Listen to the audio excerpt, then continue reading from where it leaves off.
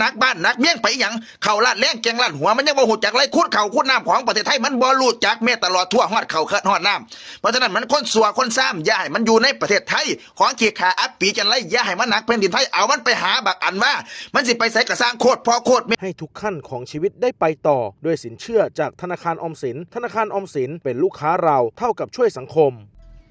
มุดเจ้าอย่าพากันเงียบนะผู้หลักผู้ใหญ่ถอนสันซาดบักฮาขี้ขาบักราชทายาทไงกับอีลาซินีหลวงถอนสันซาดมันไปแล้วตีนทั้งมันออกนอกประเทศไทยไปอย่ามันกายอยู่ในแผ่นดินนี้เพราะฉะนั้นประเทศไทยนี่บ่ต้องการคนอัปปีศรีกบาลจังซี่ถ้าผู้ใดบ่ย้อนอยู่ใต้ระบอบการปกครองของประเทศไทยนี่ตีนทั้งมันหนีออกไป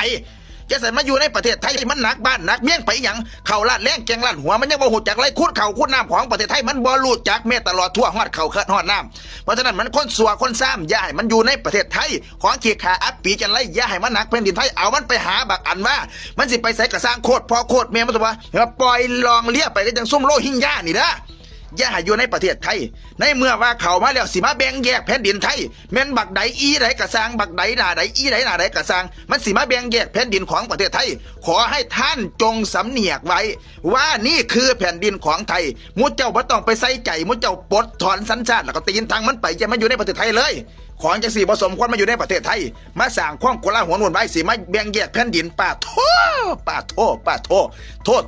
โคตรพ่อโคตรแม่สร้างไว้ถ่ายอยากสร้างไว้ถ่ายกินมันสิมาแยกแผ่นดินบักปอบท่อนบ่ท่อนน่ะก็ยังมาว่าเป็นเรื่องธรรมชาติของคนสมัยใหม่บักขี้ขาอัปปิจังไรนี่ก็ถอนสัญชาติแล้วก็ตีนทางมันไปอยู่ใส่ปล่อยมันไปเลยอย่ามาอยู่หนักแผ่นดิน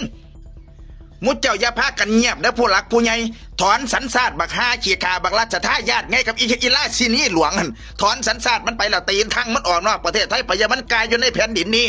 เพราะฉะนั้นประเทศไทยนี่บ่ต้องการคนอัปปีศรีกบาลจังซี่ถ้าผู้ใดบ่ย้อนอยู่ใต้ระบอบการปกครองของประเทศไทยนี่ตีนทางมันหนีออกไป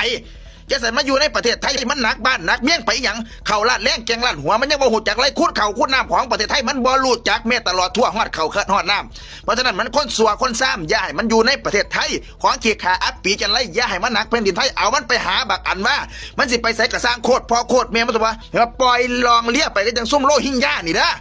อย่าให้อยู่ในประเทศไทยในเมื่อว่าเขามาแล้วสิมาแบ่งแยกแผ่นดินไทยแม่นบักใดอีใดกระซังบักใดหน้าใดอีใดหน้าใดกระซังมันสิมาแบ่งแยกแผ่นดินของประเทศไทยขอให้ท่านจงสำเนียกไว้